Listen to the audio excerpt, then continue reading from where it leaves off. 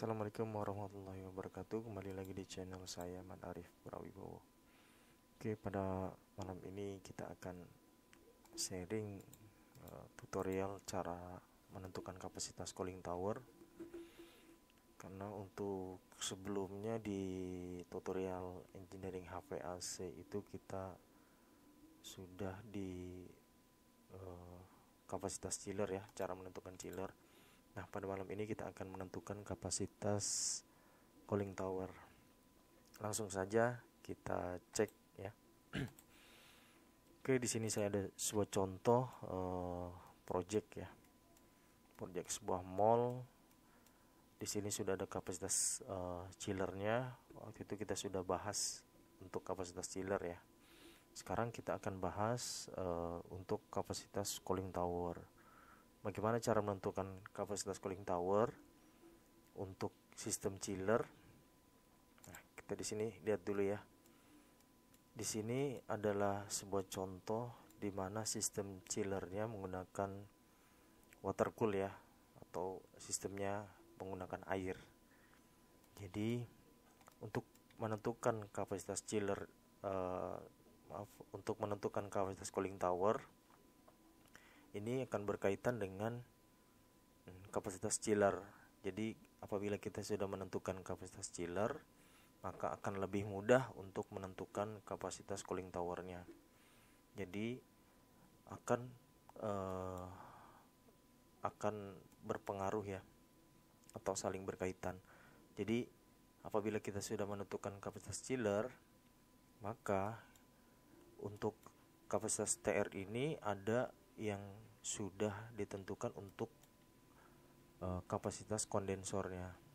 Jadi kondensor ini adalah aliran air yang menuju ke cooling tower. Jadi di sini ada contohnya. Ini atas ini kondensor. Nah, ini pipanya kondensor, lalu ke header, lalu connect ke cooling tower.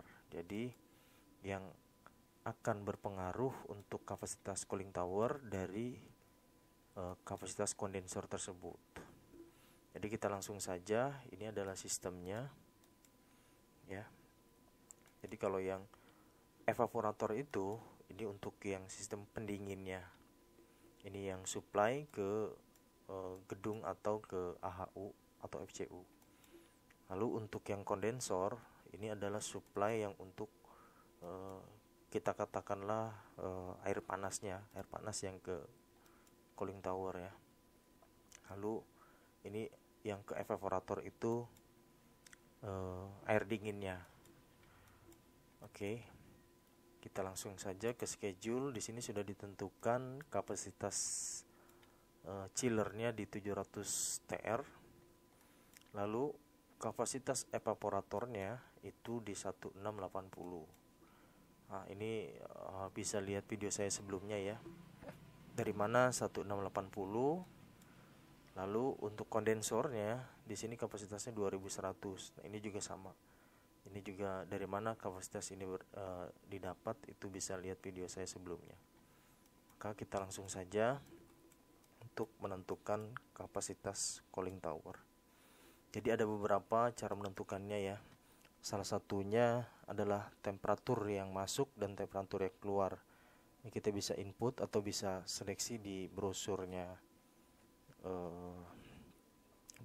cooling tower. Lalu kita akan lihat kapasitas jumlah aliran GPM-nya ya, atau meter per kubik per harinya berapa kebutuhannya, kita bisa lihat langsung.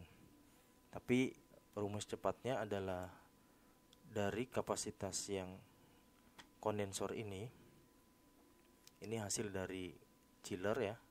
Nanti yang kondensor ini karena diperuntukannya untuk cooling tower, maka ini sama ya, kapasitas kondensor 2100. Ini kita kesinikan 2100. Jadi kita langsung saja, contohnya adalah ya, ini ada perhitungan untuk teman-teman, disclaimer ya, peringatan bahwa saya tidak akan memberikan rumus ini. Karena kenapa? Di awal video saya sudah saya sampaikan bahwa Saya tidak akan memberikan rumus-rumus ini supaya teman-teman bisa belajar dari sumbernya, supaya tahu dasarnya dari mana. Jadi nggak asal terima rumus dan diganti-ganti begitu aja ya. Saya berharap teman-teman bisa belajar dari sumber-sumber buku dan bisa lihat tutorial-tutorial dari para engineer yang lainnya atau para maintenance, supaya kita makin mengerti sistem dan dasarnya ya. Jadi nggak cuma pakai biasanya itu nggak boleh. Oke, kita lanjut ke materinya. Kita perkecil dulu. Oke. Nah, ini adalah sebuah mall ya, water cool chiller dengan tipe chillernya itu tipe kompresornya sentrifugal. Di sini 700 TR, kita masukkan 700 TR. Ini jumlah chillernya ya, jumlah chillernya ini ada 3, kita asumsi 3 ya semua. Operasional juga 3. Total kapasitas TR-nya 2100 TR dari 700 dikali 3. Nah, ini evaporator ini dapat dari mana? Ini sesuai dengan yang video sebelumnya, bisa dicek. Ya, ini 20% dari kapasitas.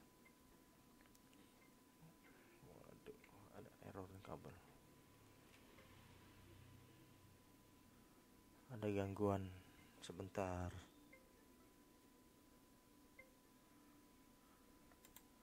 Oke. Mohon maaf ada gangguan sedikit. Kita lanjut. Jadi untuk yang 1680 ini kapasitas evaporator ya. Lalu untuk yang kapasitas kondensor ini adalah dari LPM ya, dari kapasitas 700 TR dikali 11,4 itu untuk water cool ya. Di sini 11,4 kapasitas tiap per TR-nya.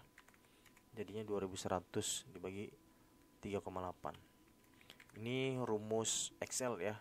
Kalau teman-teman punya rumus atau software dari hub atau carrier ya. Ini contohnya rumusnya yang ini ya. Dari carrier, aplikasi hub. Di sini sudah bisa menentukan kapasitasnya.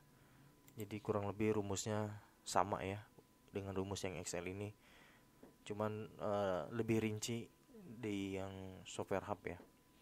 Oke, kita lanjut.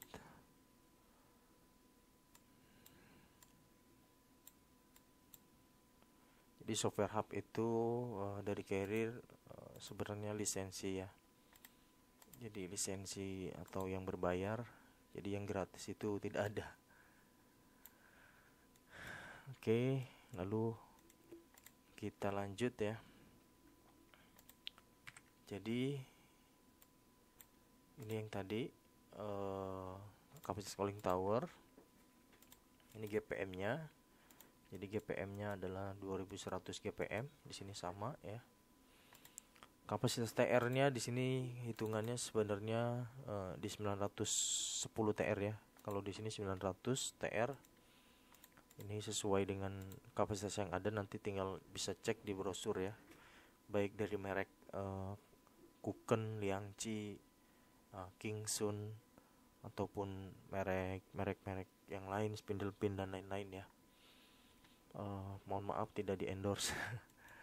Oke, kita lanjut.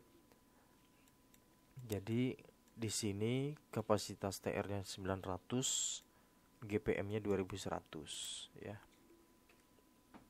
Lalu kita kembali ke sistem.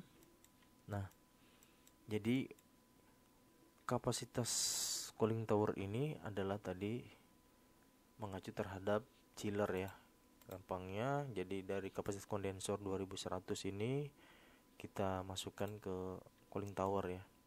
Jadi untuk cara menentukannya si kapasitas cooling tower di 2100 GPM tadi. Nah, ini konversi aja teman-teman. Jadi kapasitas GPM liter per menit atau LPM meter kubik per hari. Nah, ini TR-nya. Jadi teman-teman bisa cek brosur, saya sudah buka brosur. Di sini ada salah satu contoh brosurnya cooling tower ya. Di sini merek Kuken. Nah, di sini teman-teman bisa lihat ya, flow rate kapasitasnya meter per kubik per hari. Ya, jadi bisa dicek ya. Nah, tadi kita cek dulu di sini di schedule-nya. Schedule-nya ini di sini menggunakan Celsius ya. Nah, kita cari yang di 35. Nah, ini derajatnya yang masuknya in-nya di 35. Karena di sini ada 37, 37,5, 38, 39, 35. Jadi kita ambil atau kita cari yang 35 di in-nya. Lalu kita buka yang Excel-nya ya. Maka di 35 kita cari yang flow rate-nya di 477. 477. Kita scroll ke bawah ya, terus ini 300, 477 ya.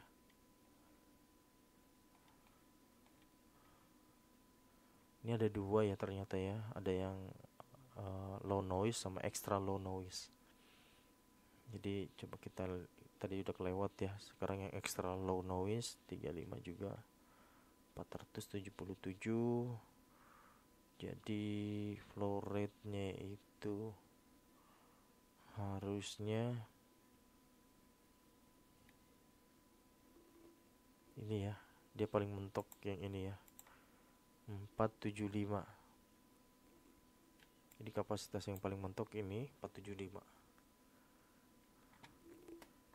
Ini kebutuhannya untuk satu cooling tower ya.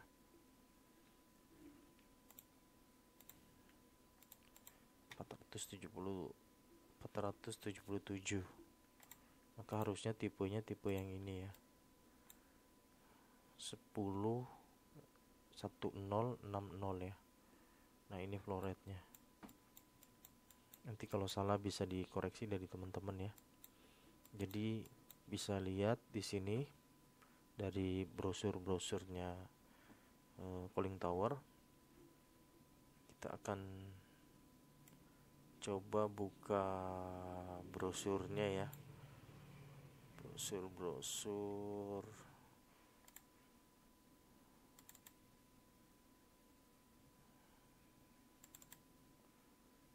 Kita buka merek Kingsun, coba ya.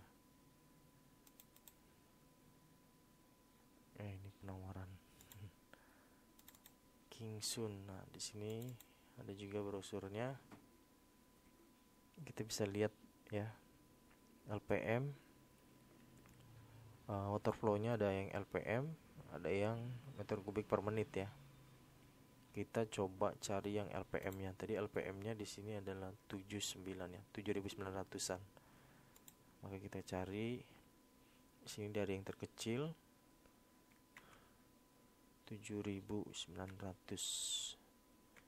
Apakah ada atau tidak? Di sini ada 7.800 ya. Kita perbesar. Nah, ini flow rate liter per menitnya ada yang 7.800 di tipe KST strip N di 600. Lalu kalau kita naikkan yang lebih tinggi, ini ada yang model 700 ya. Ini kapasitas flow rate liter per menitnya di 9.100. Jadi setiap merek itu beda-beda ya. Ada yang kapasitasnya mendekati, ada yang kapasitasnya lebih gitu ya. Nah, ini satu contoh project ya. Kita coba contoh yang lain. Di sini juga ada sebuah contoh mall juga. Kita coba di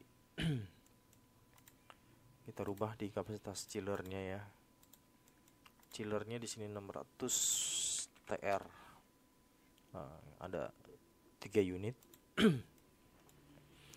Lalu aliran GPM, aliran airnya yang untuk evaporator, di sini evaporatornya 1351. Ini dia lebih kecil ya, 1351. Kalau hitungan saya itu 1440. Dasarnya adalah dari kondensor ya, dari kapasitas kondensor. Tinggal 20%-nya ya, tinggal dikali 20% dari kapasitas kondensor. Nah, sekarang di sini untuk kondensornya kapasitasnya sama 1800 GPM. Lalu kita lanjut di kapasitasnya di sini. Maka di sini 1800 GPM aliran untuk kondensor. Karena kondensor untuk cooling tower. Jadi di sini untuk LPM-nya di 6813 ya. Kisarannya di sini TR-nya ini sesuai ya. Jadi 1800 itu sama dengan 780 TR, di sini juga sama. 780 TR ini sama. Lalu kita cek ya. Temperaturnya untuk di cooling tower kita cek dari yang tipe atau mereknya yang ini Kingsun ya, Kuken. Oke, kita cek yang pakai tipe low noise, pakainya meter kubik per hours. Sekarang derajatnya kita ambil yang in-nya, lalu kita lihat di di sistem. Di sini di 35 juga.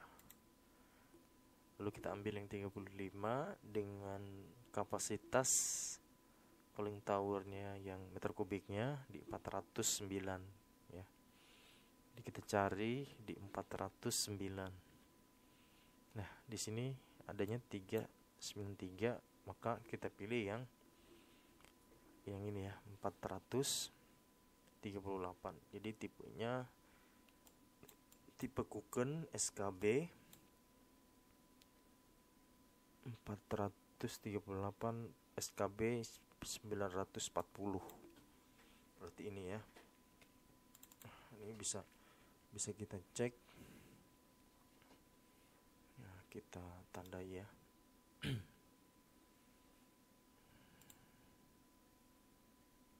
Ini yang kita pilih.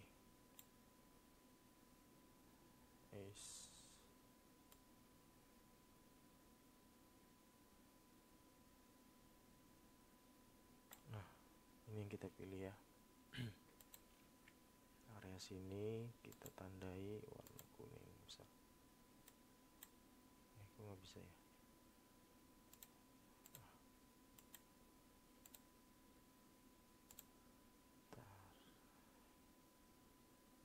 Kita pilih yang ini ya.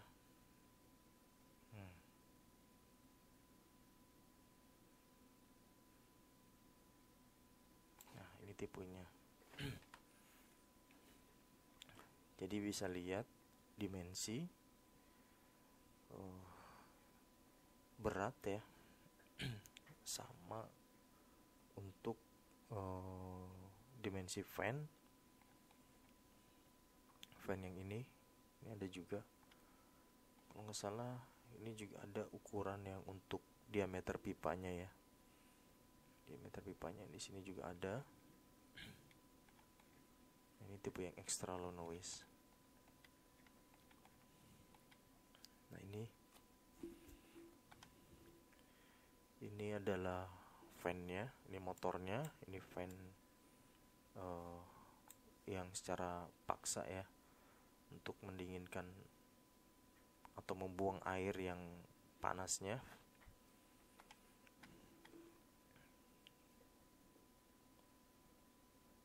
Oke,